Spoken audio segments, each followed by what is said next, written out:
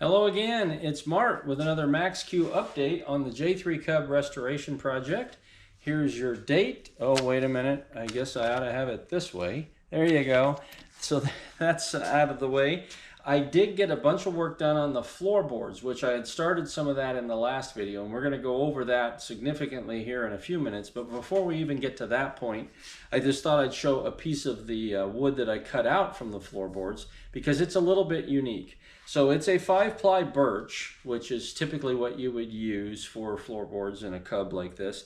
But I specifically sourced this that has a thin veneer of ash wood on the top side.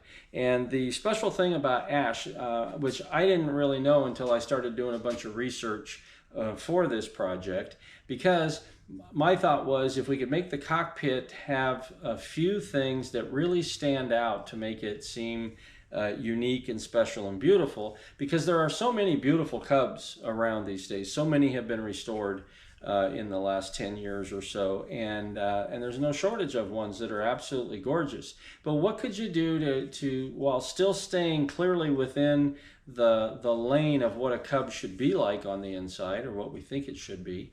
What could you do that's a little bit different? And so the floorboards stood out to me as an area to try to do something kind of unique. So I've noticed in the past that there are some really cool things you can do with black stain on wood, especially if it's an open grain wood. And so that's what ash is. It's an open grain. I'm not even exactly sure the minutia of what that means, but it does take stain differently, and it helps to accentuate the grain more, even when it's a dark color like that.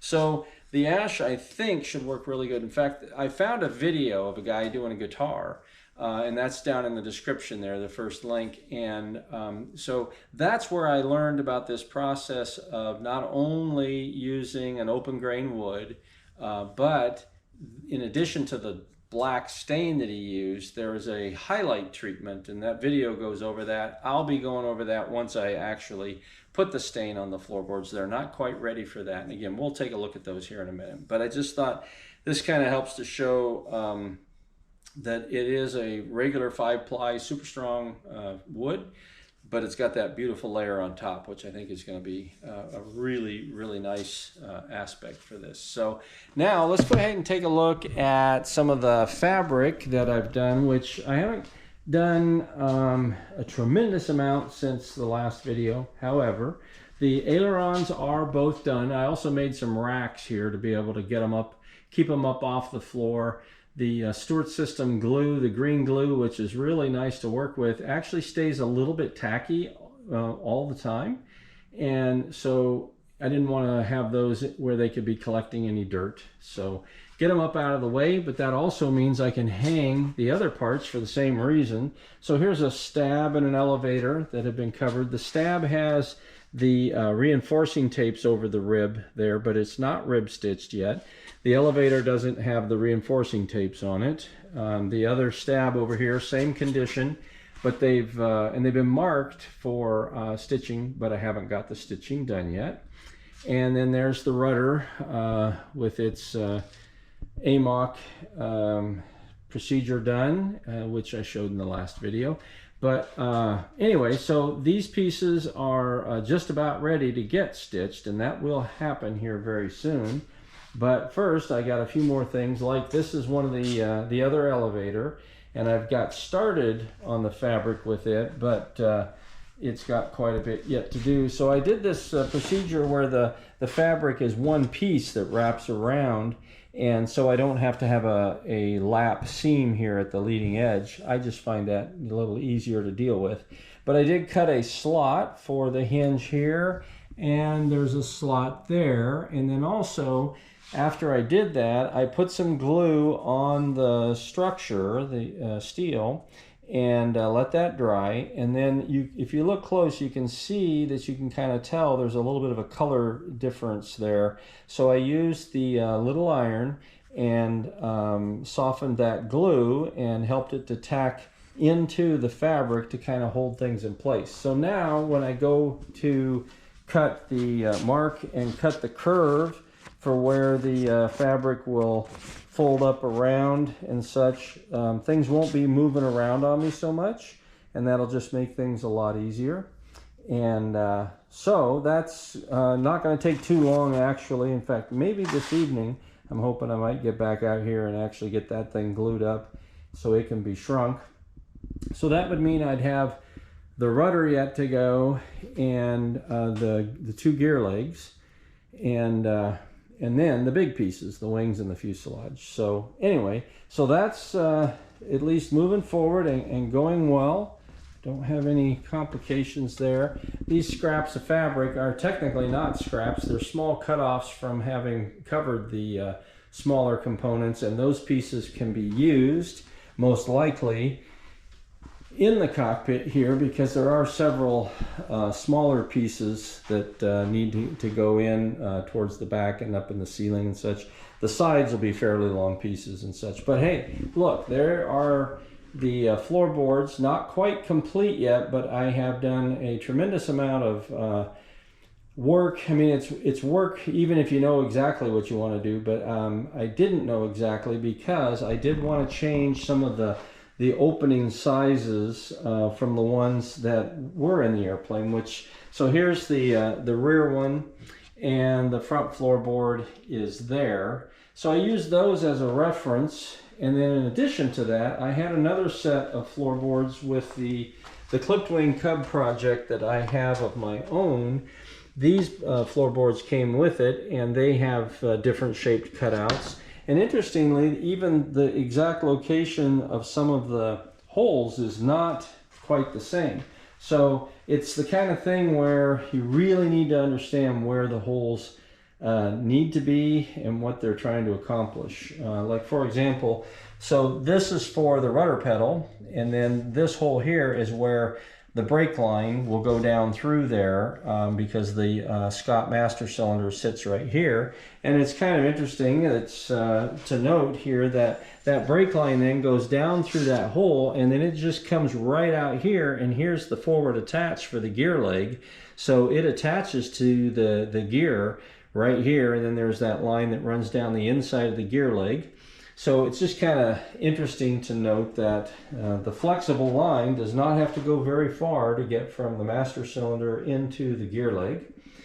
And then the cutouts back here are for the aileron cables that'll go out the struts. And of course the torque tube sits in here. And then up front, we've got the rudder pedal holes here, and then these are for the brakes. And so with the rudder pedals, there are steel tabs that are welded to the structure that are underneath here, and there's holes. So once I'm certain I have all this floorboard in the right spot, I will drill the holes up through those steel plates, because the holes are already there, of course.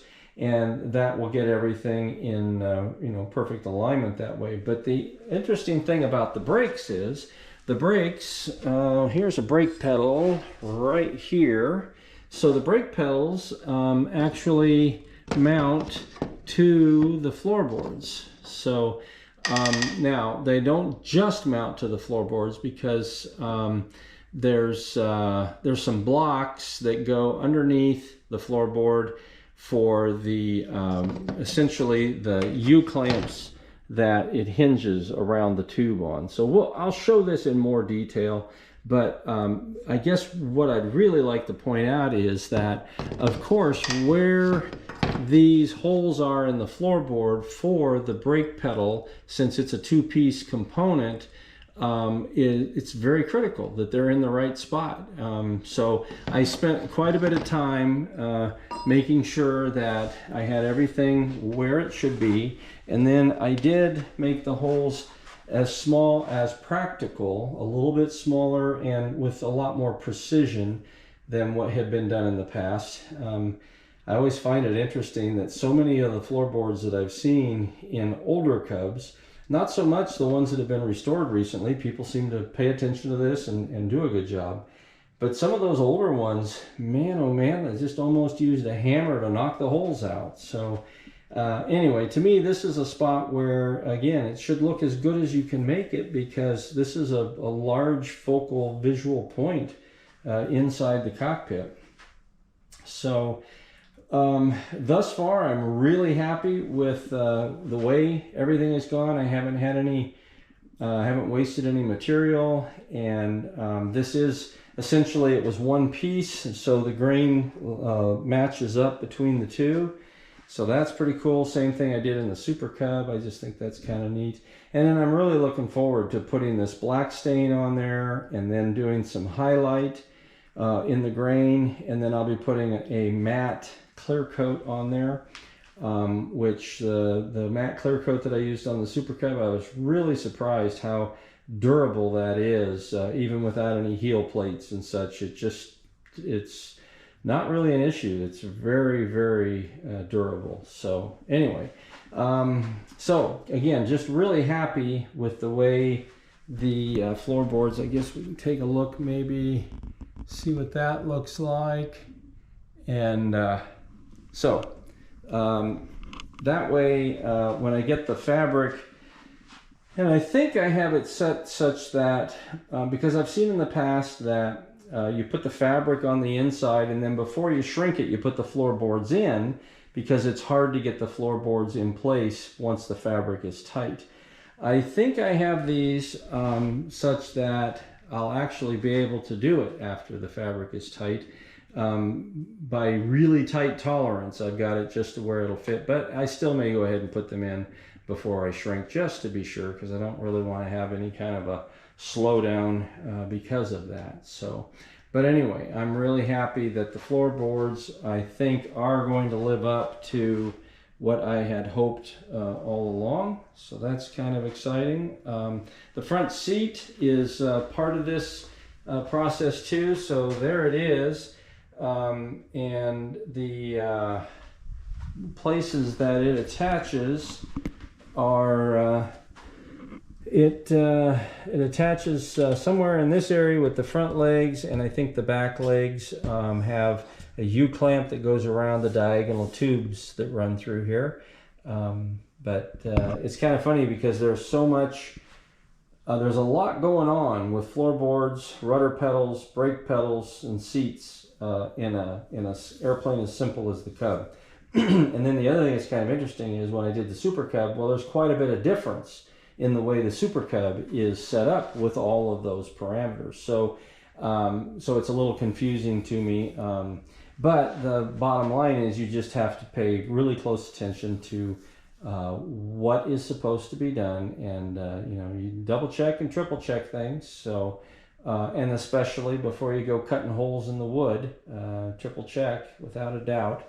But again, that seems to have gone really well, so I'm looking forward to getting all of that stuff put together and in there. So otherwise, the fuselage really hasn't changed much, but here very soon. I keep saying that, but I do feel like I'm thrilled that I've got quite a bit of fabric work already done on the small pieces. And then it won't be too much longer, and we'll be doing some stuff here on the inside of the cockpit. And in a sense, even though there's a ton of rib stitching to do, which, just to put that in perspective, I did the stagger wing knot. In fact, I learned that stagger wing knot at Oshkosh back in the mid-70s when I was just a young teenager at one of the workshops at Oshkosh. And the stagger wing knot is really nice because it's real easy for the knot to disappear onto the inside of the fabric. There's several videos online that you can see for that procedure, and it's fairly easy to tie.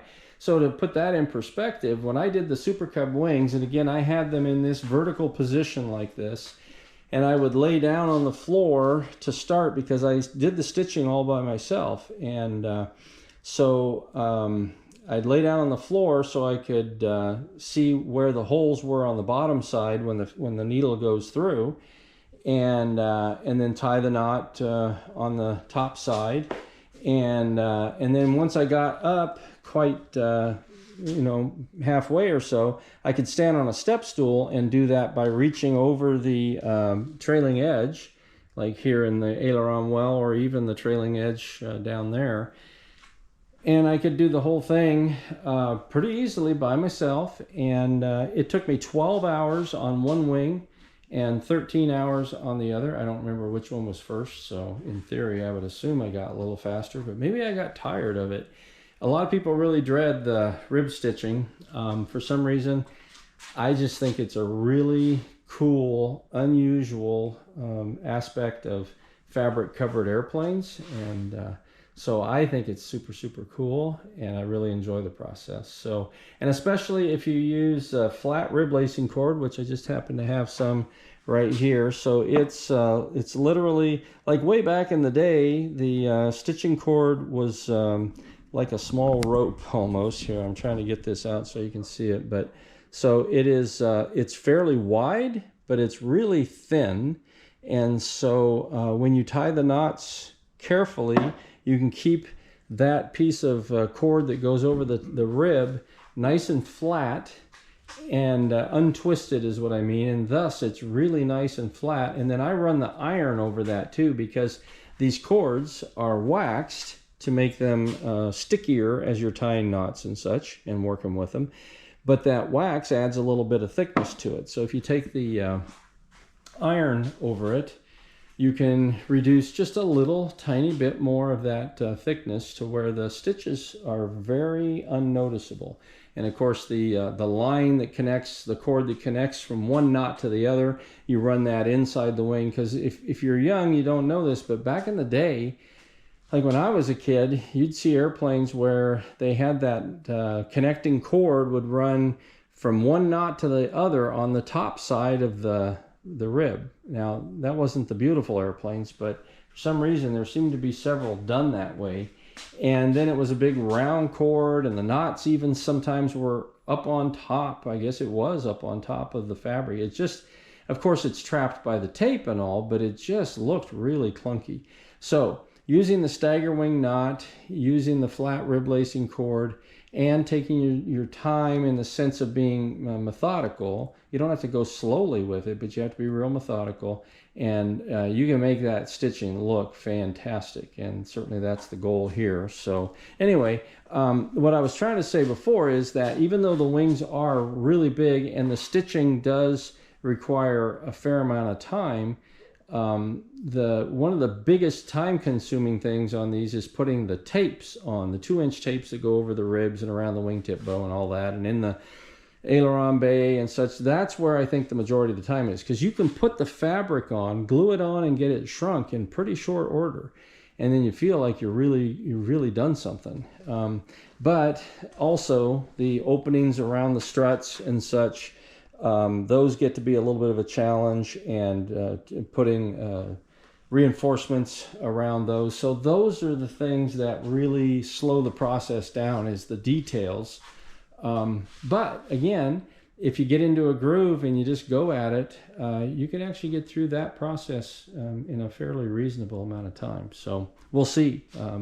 That'll be, you'll be able to tell here before too long when I get onto that. So anyway, so there you go. Various fabric things going on, and a lot of brain power has gone into working on those floorboards. But again, I'm really happy with the way they're looking, and they are absolutely living up to all of the hope that I had for them, and I think they're going to look fantastic. So anyway, so we're still very encouraged. Things are going well. Thanks for watching, and we'll be back next week with another update.